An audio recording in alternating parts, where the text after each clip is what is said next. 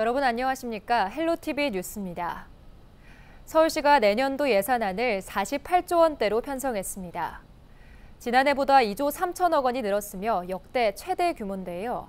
시민의 건강과 안전 저출생과 고령화에 선제적으로 대응하기 위한 예산에 중점을 뒀습니다. 김호 기자의 보도입니다. 서울시가 내년 예산안을 48조 407억 원으로 편성했습니다. 올해보다 2조 3천억 원이 늘어난 역대 최대 규모입니다. 세부적으로는 저출생 대응과 건강도시 서울, 경제와 돌봄, 안심하고 누리는 일상과 글로벌 매력도시, 균형 발전 등 7대 분야에 집중 투자합니다. 먼저 저출생 문제 해결을 위해 신혼부부와 청년 주거 지원 등 공공임대주택 공급에 1조 1천억 원을 편성했습니다. 내년에는 신혼부부 주택 4,000호와 청년주택 2,504호를 공급합니다. 자녀를 출산한 무주택 가구에는 월 30만 원의 주거비를 2년간 지원합니다. 청년들에게는 결혼과 아이 낳을 결심을 도와주고 아빠 엄마에게는 든든한 육아 지원군이 될 것을 약속드리겠습니다. 건강도시 서울을 조성하기 위해 운동 프로그램과 편의시설 확충에 40억 원을 투자합니다. 양천구 안양천에 38억 원을 들여 수변 활력 거점을 조성하는 등 71억 원을 들여 6개의 수변 활력 거점을 만들 예정입니다. 위기에 빠진 소상공인을 돕기 위해 251억 원의 지원금과 540억 원의 금융 지원 예산을 확보했습니다. 돌봄 서비스도 강화했습니다. 고리분두 시민을 돕기 위해 362억 원을 편성했으며 어르신 일자리 마련을 위해 2,723억 원을 마련했습니다. 대심도 터널 공사에 807억 원을 배정했으며 기후동행 카드의 원활한 운영을 위해 1,109억 원을 확보했습니다. 글로벌 매력도시 조성을 위해서는 서울국제 정원 박람회 개최를 위해 20억 원을 마련했으며 한강버스 안전운행 지원을 위해 61억 원을 투자합니다. 특히 내년에는 광복 80주년을 맞아 국가유공자와 가족을 위해 1,047억 원의 보훈 예산을 편성하는 등 애국 열사와 유공자에 대한 지원을 확대하기로 했습니다. 80세 이상 참전 유공자의 참전 명예수당과 보훈 예우수당을 각각 월 5만 원씩 증액하고 국가유공자의 생활보조수당도 현재 65세 이상에서 전 연령으로 확대합니다. 오늘의 대한민국을 위해 헌신하신 유공자들께 실질적으로 도움을 드리고 긍지를 높여드리겠습니다. 서울시는 올해 예산은 역대 최대 규모로 편성했지만 채무는 계속 줄어드는 등 건전 재정 기조는 유지한다고 밝혔습니다. 지난해 서울시 채무는 11조 4,425억 원이었고 올해 말 368억 원이 줄어들 것으로 전망되며 내년에는 11조 3,915억 원까지 줄인다는 계획입니다. 오세훈 서울시장은 시민의 건강과 안전을 지키는 서울의 미래를 위해 예산은 촘촘히 세우고 채무는 지속적으로 줄여나가겠다고 밝혔습니다. 헬로티비 뉴스 김호입니다. 진관사 웰니스 대축제가 31일 진관사에서 열렸습니다. 은평구 진관동에 있는 진관사가 은평 지역 주민 300여 명을 초청해 산사 음식을 나누는 만발공양 행사를 열었습니다. 건강한 나 행복한 가정, 평화로운 사회를 주제로 펼쳐진 축제는 소리 공연, 사찰 음식 시연과 만들기, 산사 음식 체험 등으로 진행됐습니다. 웰니스 축제 선포식을 하는 겁니다. 행복한 미래를 위해서 좋은 습관을 가지는 음식과 내가 먹는 음식은 곧 나의 몸과 인격이 되기에 내 몸도 살리고 지구도 살리고 내가 먹은 마음이 곧 나의 현재의 행과 불행을 좌우하기 때문에 늘 선한 마음을 생활화하는 그런 습관을 기르자라는 그런 의도에서 이렇게 자리를 마련했습니다. 당초 최고 60층으로 재건축 정비 계획이 발표됐던 목동 14단지가 49층 건립 계획으로 변경됐습니다. 목동 14단지 재건축 추진위원회가 최근 서울시에 제출한 신통기획 2차 자문회의 조치 계획을 보면 최고 층수를 60층에서 49층으로 낮추는 내용이 포함됐습니다. 목동 14단지 정비구역 지정고시는 서울시 도시계획위원회 정비사업 수건분과위원회 심의를 거쳐 연내에 이뤄질 전망입니다. 국토교통부는 지난 8월 노후 계획도시 정비 기본방침을 공개하며 1기 신도시 이주 대책을 제시한 바 있는데요. 국회 예산정책처가 최근 1기 신도시 이주 대책 중 영구임대 아파트 활용 방안의 실효성을 지적했습니다. 이관성 기자가 보도합니다. 국토교통부는 1기 신도시 정비를 위해 공공이나 민간, 임대나 분양 등을 가리지 않고 가능한 다양한 형태의 이주주택 물량을 확보하겠다고 밝혔습니다. 분양주택의 경우 이주주택으로 활용한 뒤 리모델링 후 분양하는 방안과 도심의 영구임대주택을 고층으로 재건축해 이주주택으로 활용하는 방안까지 제시했습니다. 하지만 부동산 시장에서는 이 같은 이주 대책만으로 1기 신도시 이주 수요를 감당하기 어렵다는 시각을 보였습니다. 여러 가지 방안의 하나로서 공공임대나 유유부지 같은 것을 제시할 수는 있지만 이것만으로 모든 정비사업의 이주 수요를 감당하는 데는 무리가 있습니다. 결국에는 다주택자 규제 완화 같은 가능한 모든 사안들을 검토할 필요가 있습니다. 도심 영구임대 아파트를 고층으로 재건축해 기존 입주민들과 1기 신도시 이주민들을 함께 살도록 하는 방안은 또 다른 걱정을 키웠습니다. 기초생활수급자인 기존 입주민들이 재건축 기간 다른 곳으로 이주해야 하는데 기존 생활권을 벗어나면 주거 안정이 무너질 수 있기 때문입니다. 국회 예산정책처도 최근 국토부의 2025년 사업을 검토하면서 1기 신도시 이주 대책 중 영구임대 재건축의 실효성을 문제 삼았습니다. 국회 예산정책처는 영구임대주택 재건축 시 동일 생활권의 양질의 대체주택이 제공되지 않을 경우 기존 입주민들이 비협조적일 가능성이 있고 상당한 시간이 소요될 수 있다고 우려했습니다.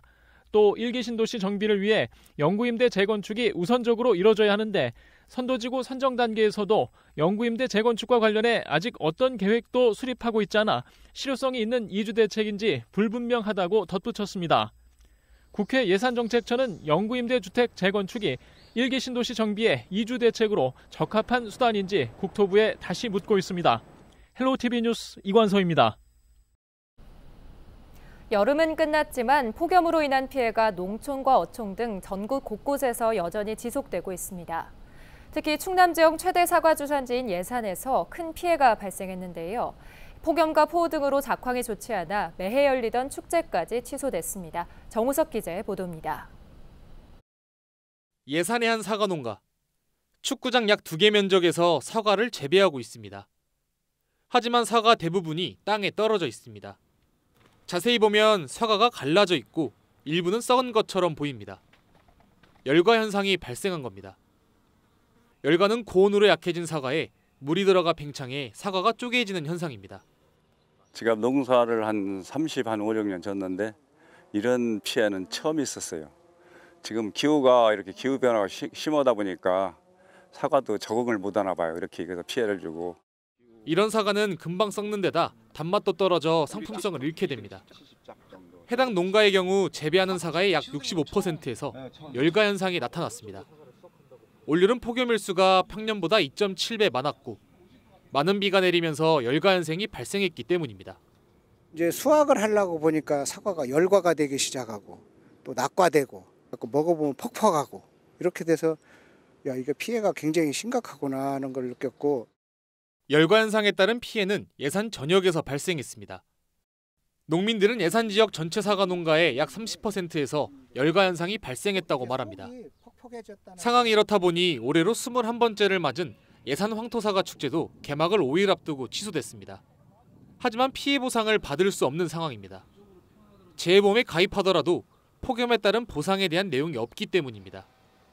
또 보상을 받을 수 있는 법적 근거도 없습니다.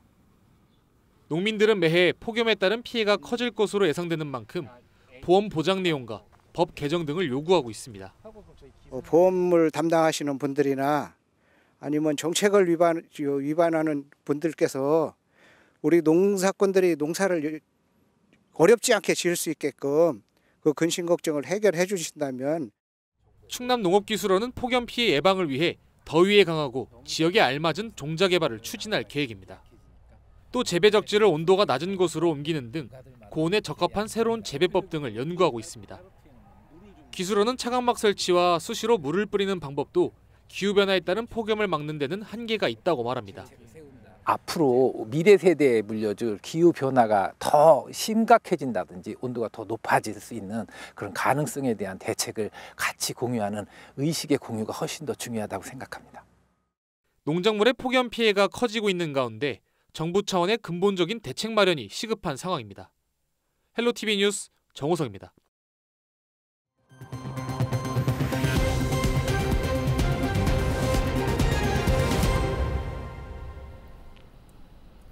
출자금을 내면 매주 일정액의 돈을 평생 연금처럼 지급하고 가족에게 상속까지 된다고 속여 460억 원을 끌어모은 불법 다단계 조직이 서울시에 적발됐습니다.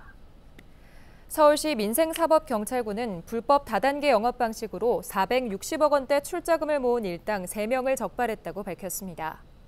이들은 서울을 비롯해 전국 12개 그룹 134개 센터를 두고 투자 지식이 부족하고 노후 자금에 관심이 많은 60대 이상 고령층과 주부 퇴직자 등을 대상으로 13만 원에서 2억 6천만 원을 입금하면 2.6배로 적립해주고 평생 수당을 지급한다며 투자를 유도했습니다. 이 같은 방식으로 돈을 뺏긴 피해자는 5천여 명에 달하고 1,000만 원 이상 출자한 계정은 1,300여 개에 이르는 것으로 조사됐습니다. 서울시는 다단계 방식으로 불법적인 금전 거래를 할 경우 7년 이하의 징역이나 2억 원 이하의 벌금에 처하게 된다며 주의를 당부했습니다. 인천 인현동 화재 참사 25주기인 지난 30일 희생자 추모제가 열렸습니다. 유족 20명은 참사 당시 희생자들의 유골을 뿌렸던 팔미도 해상으로 배를 타고 이동해 헌화하며 고인들의 넋을 달랬습니다. 해상 추모제 이후에는 중구 인천 학생교육문화회관 내 위령비 앞에서 본격적인 희생자 추모식이 이어졌습니다. 이날 추모식은 희생자를 위한 헌화와 묵념, 추모시 낭독, 추모 공연, 전시승으로 1시간가량 진행됐습니다.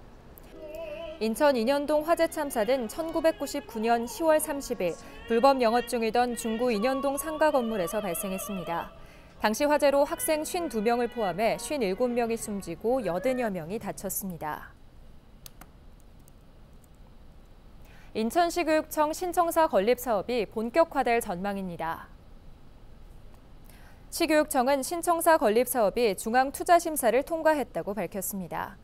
그동안 교육청은 직원 1명당 사용 면적이 공공기관 권장 면적의 40% 수준인 22.제곱미터로 다시도교육청 평균 사용 면적인 43제곱미터의 절반 수준에 불과합니다.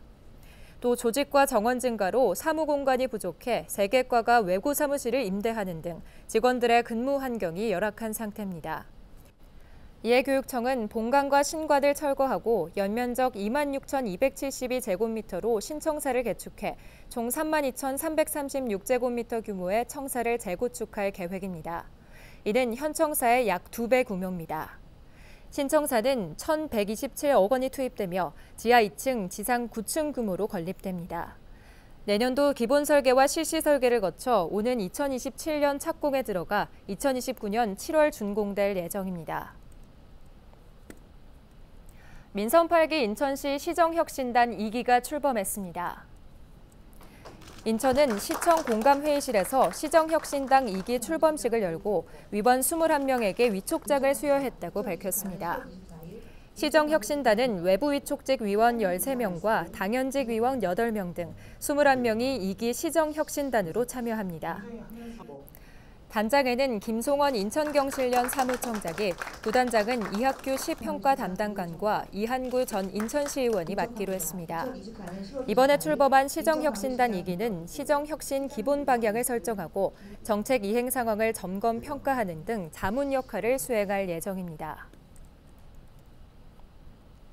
경기도가 지난 10월 진행한 출렁다리와 스카이워크 안전점검에서 조치 미흡 사항 80건이 드러났습니다.